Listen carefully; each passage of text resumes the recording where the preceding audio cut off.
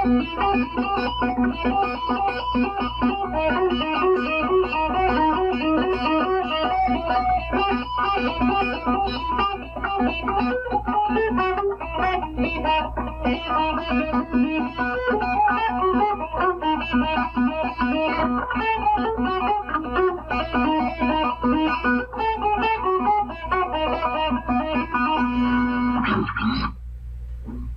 everyone, Kyle here.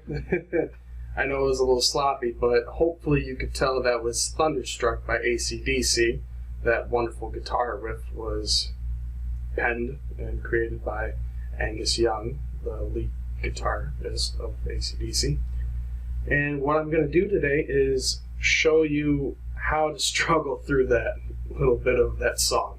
It's the reason why I'm going to do this for you is because it's a good song that teaches you how to hammer on and pull off, and it hopefully will get you doing it quicker and better than I can.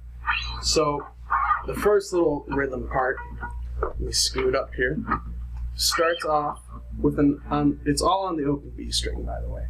And the first part starts off with a hammer on from the open B string to the 4th fret of the B string. Then you're going to pull off of that. Then you're going to hammer on to the 7th fret with your pinky. Pull off of that again. Then you repeat that about 3 to 4 times.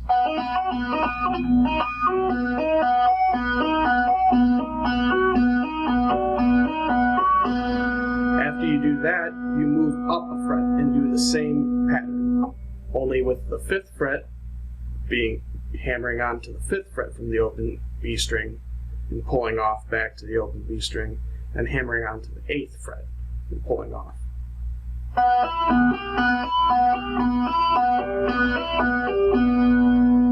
You do that about the same amount of times. Once you do that, you put them together and it should sound better than this.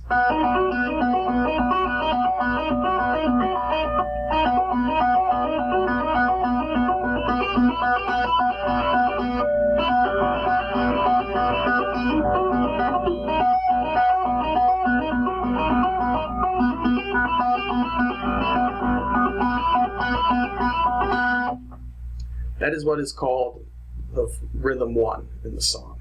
The second rhythm is the fun little descent down.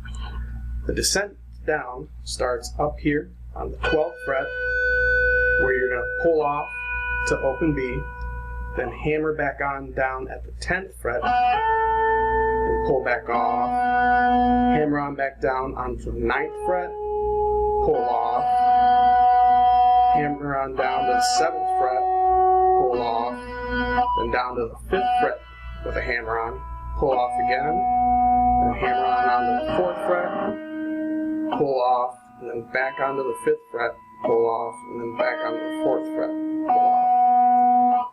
It should sound something hopefully better than this.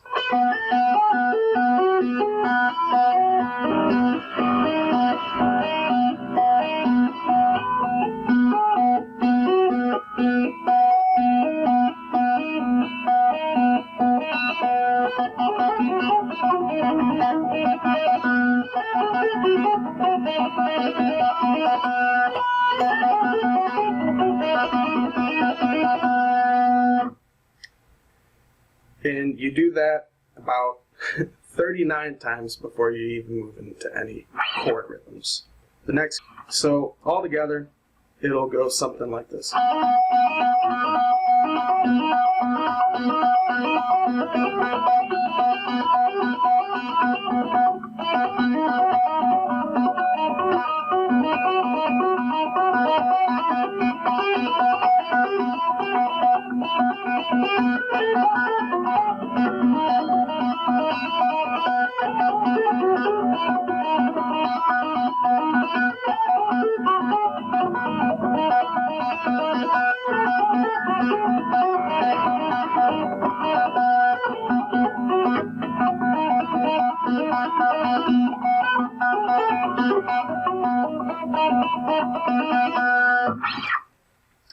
All the while that's going on, Their second guitarist, Malcolm, Angus's older brother, is playing.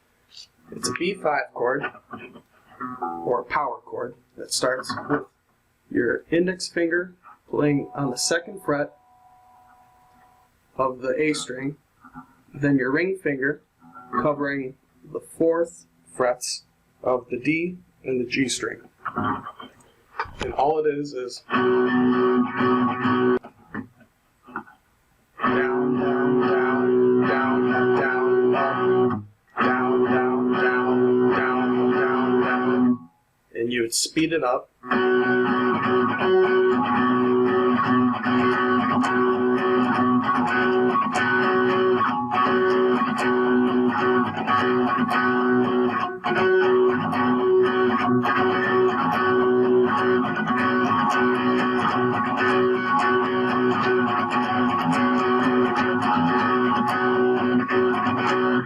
You can also throw in some string mutes, as I was doing with my left hand, which all that is lifting your fingers up, but still covering the strings, but not pressing them down onto the frets to actually voice the notes.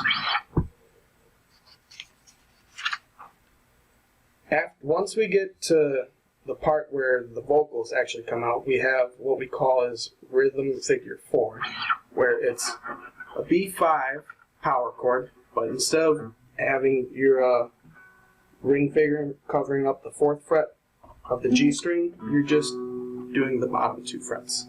And then you're going down to an A5 chord, which is open A and 2nd fret of the D string, and then you're going down to an E5 chord, which is just open the G string, or E string I mean, and the 2nd fret of the A string. And it goes. And then after that, you have 2 A5 chords in a row and another E5. So together, it would go.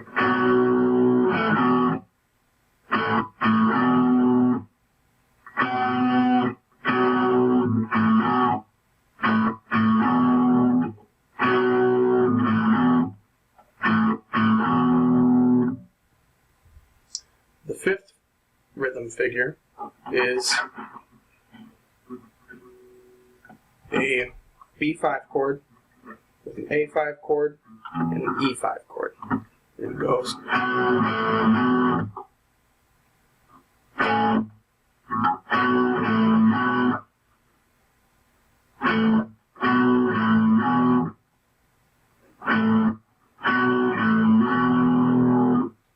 And then you go to rhythm figure 6, which is the same chords, but the rhythm is.